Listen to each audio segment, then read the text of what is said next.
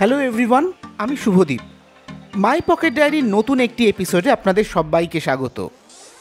আজ আমাদের ডেস্টিনেশন প্রথমে জয়পুর ফরেস্ট এবং তারপরে বিষ্ণুপুর। চলুন তাহলে শুরু করা যাক।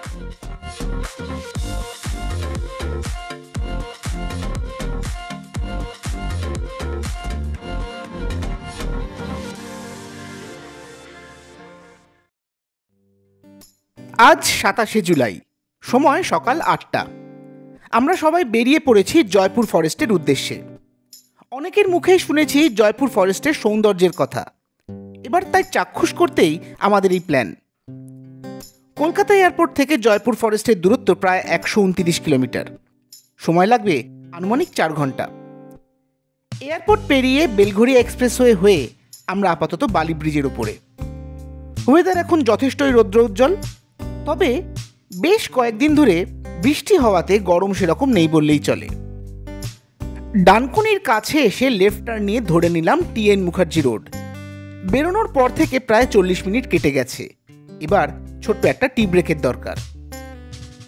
টি ব্রেক নিয়ে কিছু শুকনো খাবার দাবার কেনাকাটা করে আবার যাত্রা শুরু করলাম। পথে মাঝে মাঝে মেঘের ঘনঘটা দেখে মনে বেশ ভালো রকম দুশ্চিন্তা হচ্ছিল। আরামবাগের কাছে যখন পৌঁছলাম তখন ঘড়িতে সময় সকাল 11টা। আরামবাগ পেরোতে ওয়েদারটা অবশ্য বদলে গেল। আকাশের মুখভার কেটে গিয়ে চারদিকে এখন ফটফট করছে রোদ। গুগল ম্যাপ অনুযায়ী জয়পুর ফরেস্ট পৌঁছতে এখান থেকে এখনো 1.5 ঘন্টা লাগবে।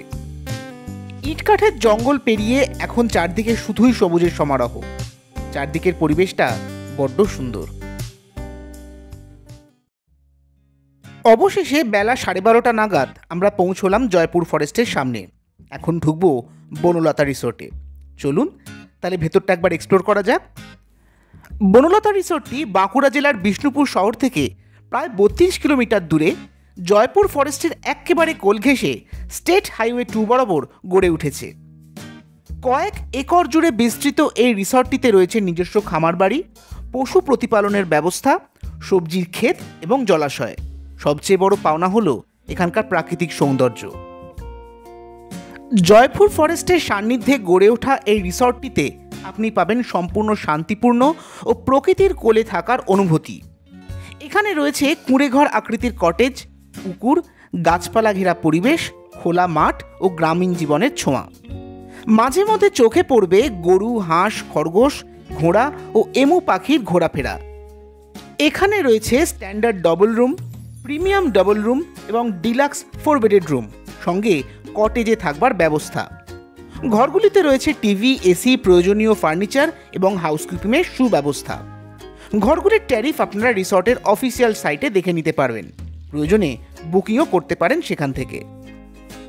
ঘুরতে ঘুরতে অনেক জায়গাতেই দেখলাম নতুন কনস্ট্রাকশনের কাজ চলছে। এখানে রয়েছে সুসজ্জিত রেস্টুরেন্ট, এসি নন এসি দুপ্রকারই, যেখানে স্থানীয় বাঙালি, চাইনিজ ও নানা ধরনের খাবার পাওয়া যায়। সঙ্গে রয়েছে ইনডোর গেমস, বার ও 24 ঘন্টার রুম সার্ভিস।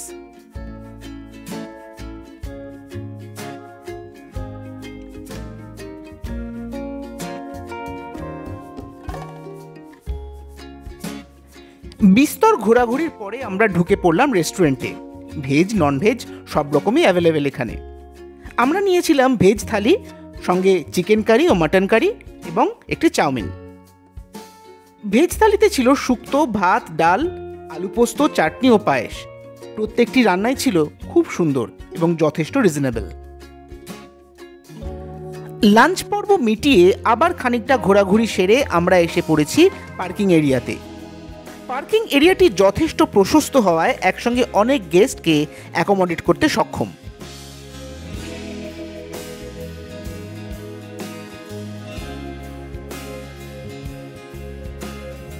খানিকটা এগিয়ে এসেই দেখা মিলল কয়েকটি দোকানের, যেখানে বিক্রি হচ্ছে স্থানীয় মাটির জিনিসপত্র।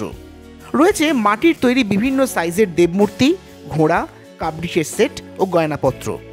সেসব দেখে আমাদের আবার যাত্রা শুরু করার পালা। এবার ডেস্টিনেশন জয়পুর ফরেস্ট।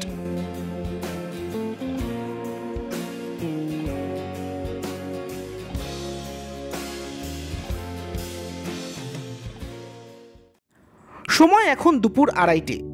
আমরা প্রবেশ করেছি জয়পুর ফরেস্টে। আকাশে মেঘ এবং দুপাশে জঙ্গলের মধ্যে দিয়ে প্রশস্ত রাস্তা। কি অপূর্ব সেই সৌন্দর্য!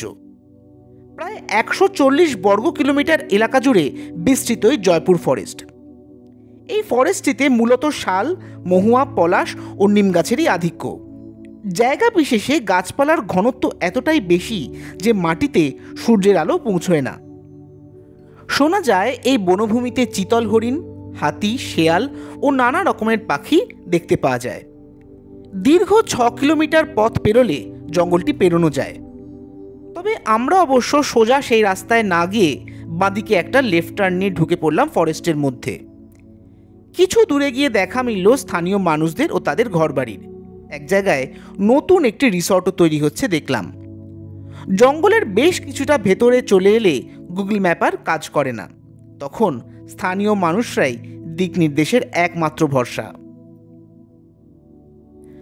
খানিকটা রাস্তা এসে চোখে পড়ল একটা ফাঁকা মতো জায়গা, যার আশেপাশে রয়েছে পাহাড়ের খাদের ন্যায় একটি ভূমিরূপ। সেখানে নেমে খানিকক্ষণ ঘোরাঘুরি করে ছবি তুলে আবার রওনা দিলাম। প্রকৃতি এখানে ভীষণ শান্ত আর সুন্দর। একই সঙ্গে আকাশে আবার ঘন মেঘ জমতে শুরু করেছে।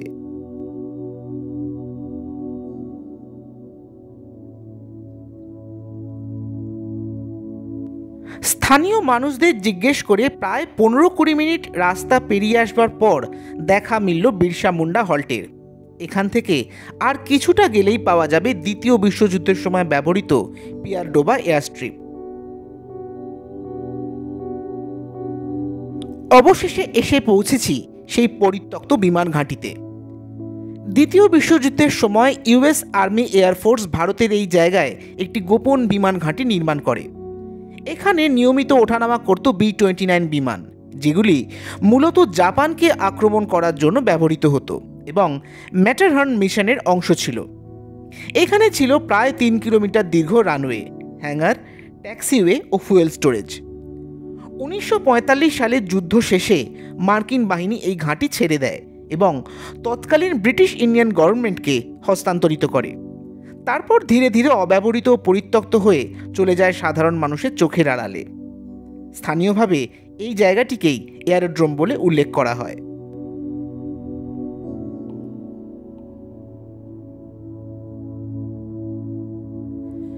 এয়ারস্ট্রিপ থেকে বেরিয়ে দুপাশে ক্ষেতের মাঝখানের রাস্তা দিয়ে এখন এগিয়ে চলেছি।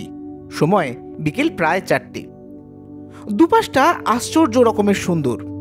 আর মিনিট দশেকের মধ্যেই আমরা পৌঁছে যাব বিষ্ণুপুরে। আমাদের উপস্থাপনা যদি আপনাদের ভালো লেগে থাকে তাহলে লাইক, কমেন্ট, শেয়ার করে আমাদের এগিয়ে যেতে আরও উৎসাহিত করবেন। আজকের জন্য তাহলে এটুকুই। খুব শীঘ্রই ফেরত আসছি বিষ্ণুপুর ভ্রমণের অভিজ্ঞতা নিয়ে। সবাই খুব ভালো থাকবেন।